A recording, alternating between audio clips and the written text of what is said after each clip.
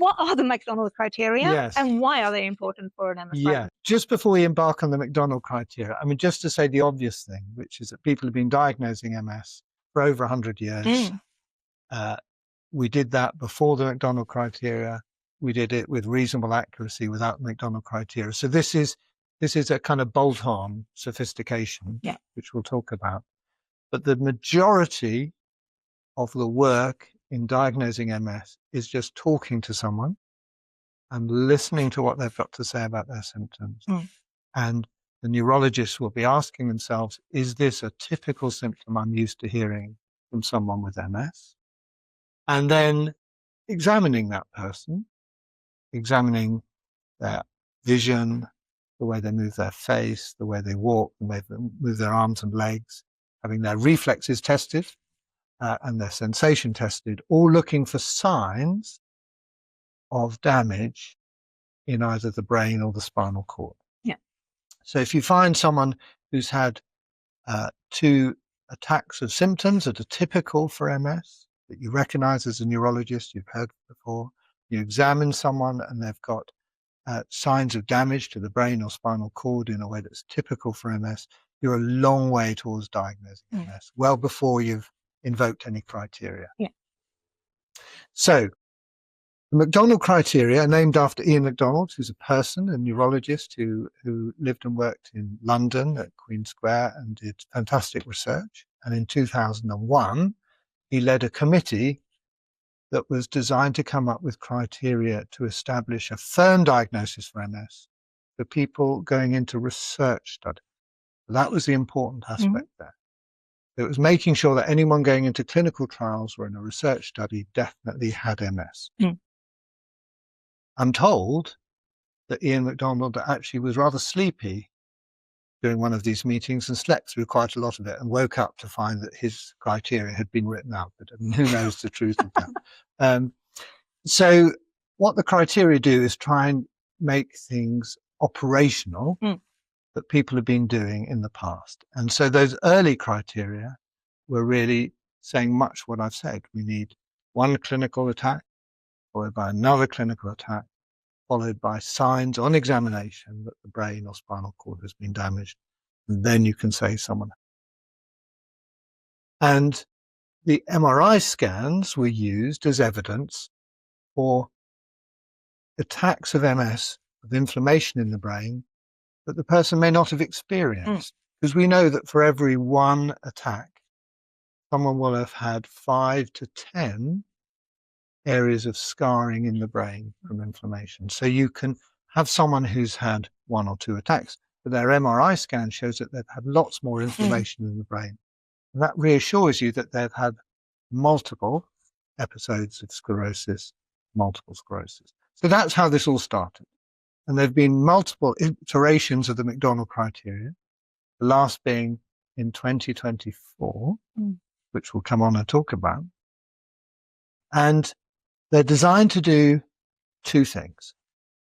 Firstly, to make the diagnosis of MS as accurate as possible, make sure that we don't tell someone they've got MS when in fact they don't.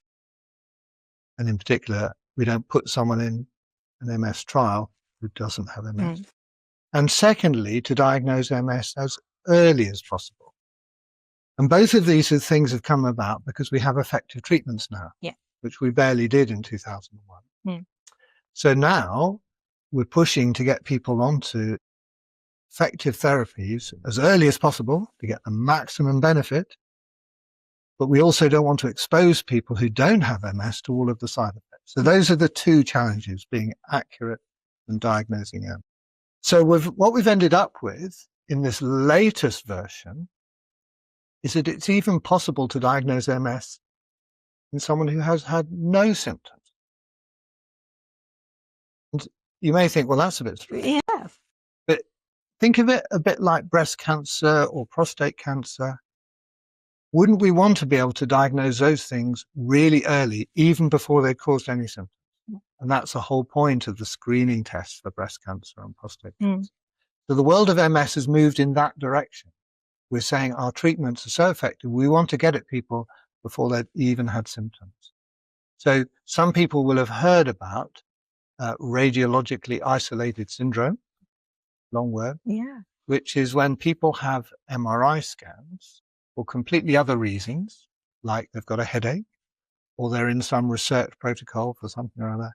And lo and behold, there on the scan looks like areas of scarring that we would say is typical for MS.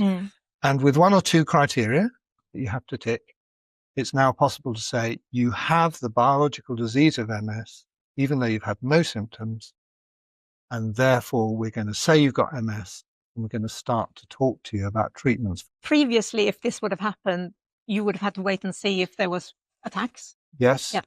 yes, and we put people in a very awkward position of saying, look, it looks a bit like MS, but we're not sure. We can't say it's MS because you haven't actually had any damage.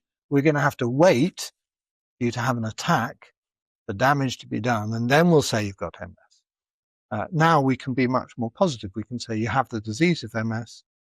The question of whether we then put someone on treatment is another matter, but at least we've made the diagnosis really early. So that is one big change. It's a huge change. It's a huge change. The other part of the new criteria is to say, let's make the diagnosis of MS more accurate. And so here, for the first time, there are some warnings about groups where it's easy to make a mistake.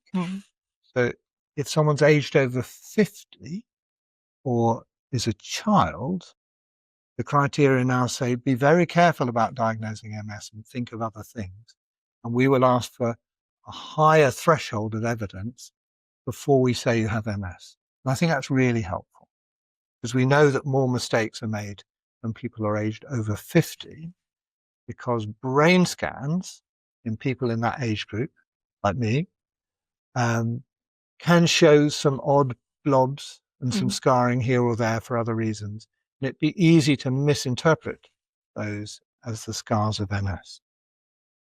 And in children, there are a range of other diseases that can cause inflammation in the brain that is not MS. And we're really encouraged under the new criteria to look for that.